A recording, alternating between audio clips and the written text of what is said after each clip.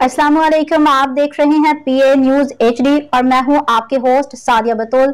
शामिल करते हैं आज की अहम खबरें। एनडीएमए मुमकिना सैलाब बारे एडवाइजरी जारी कर दी। इस्लामाबाद एनडीएमए मुमकिना सैलाब बारे एडवाइजरी जारी कर दी है।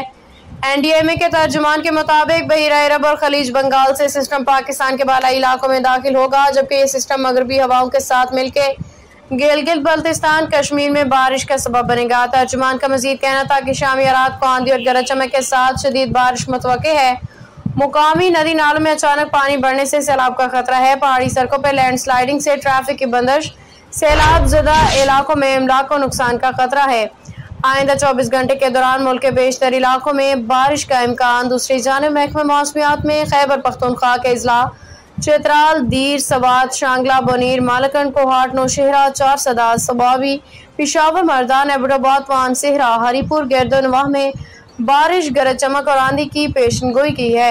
मौसम का हवाल बताने वालों का कहना था कि गरज चमक और आंधी से कमजोर दरख्त उखड़ सकते हैं, बिजली की आरजी बंदिश हो सकती है। गर्दो गुबार, तेज हवाएं, कमजोर इमारत, गाड़ियों, छतों, बिजली की लाइनों को नुकसान पहुंचा सकती हैं। मजीद कहा कि बारिश और गर्दो गुबार से हद निगाह कम होने से सड़क हादसात का खतरा